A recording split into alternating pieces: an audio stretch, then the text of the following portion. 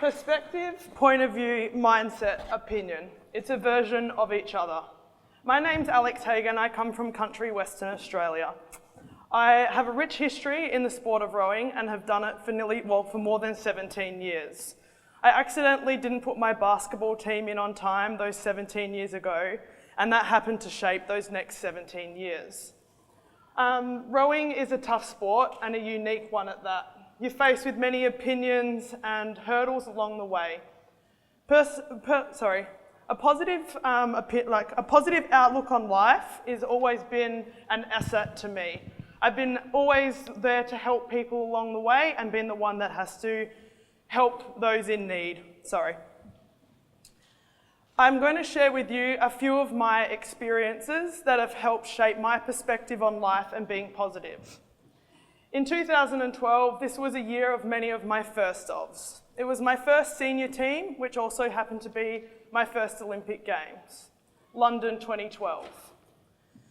We had our back against the wall. Our sporting body didn't want to back us in. We weren't sure whether when we got overseas, whether we were going to go to London or coming home.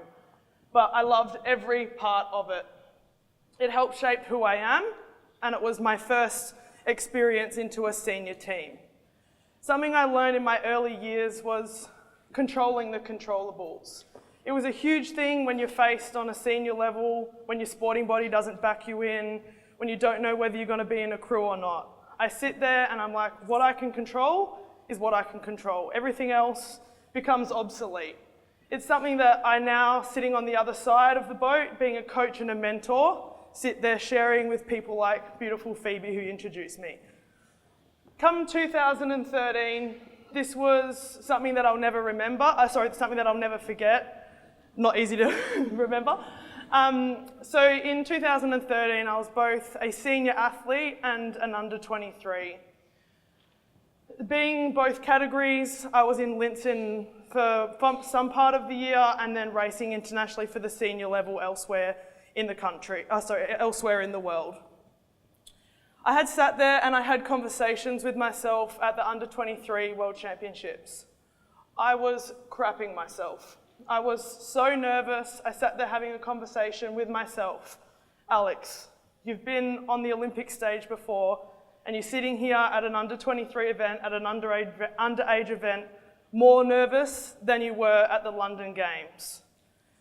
In London, there was no expectation. We qualified 6 weeks before. 2013 comes around as an under 23. We're sitting there, we've come in at the fastest. We're the favourites to win. And all this pressure really puts things into perspective. On the start line, all those nervousness goes away. You sacrifice so much to be here. I was, so passionate about rowing and I was doing something I loved. I did become a world champion that day, but the biggest reflection on that day was understanding how much I let nerves affect me. The conversation that I had to have with myself to calm myself down. I was crying before I raced that day, and crying, I suppose, shows that I care, but putting things into perspective, and I was doing something I loved. I had the opportunity to do that, and in the end, we came out on top and I won. 2016, an extremely interesting year.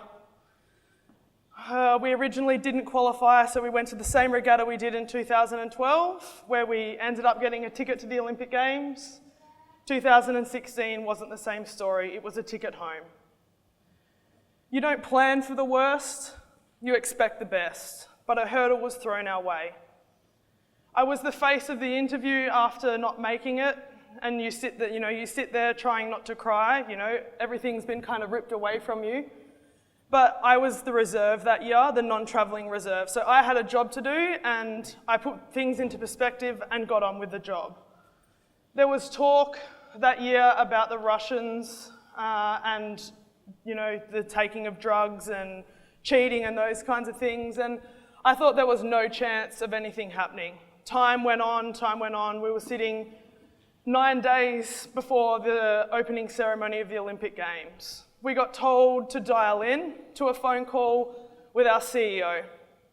I sat there on mute having a conversation with whoever I was with, and my explanation to that person was, here's one earphone, I'll take the other.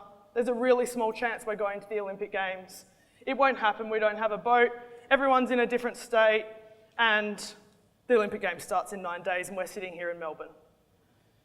He eventually dials in, the phone call was delayed and delayed. It happened to be 6:30, I was sitting at a pub. And he dials in and his words exactly were, "Pack your bags, ladies, you're going to the Olympics." As you can tell, it still gives me shivers. It was a huge experience that we were given, and we were on the world stage. We'd had 12 weeks of preparation ripped away from us. That's a negative aspect, that's a negative outlook. And I did happen to be the face of the interview on Sunrise the day after we got announced.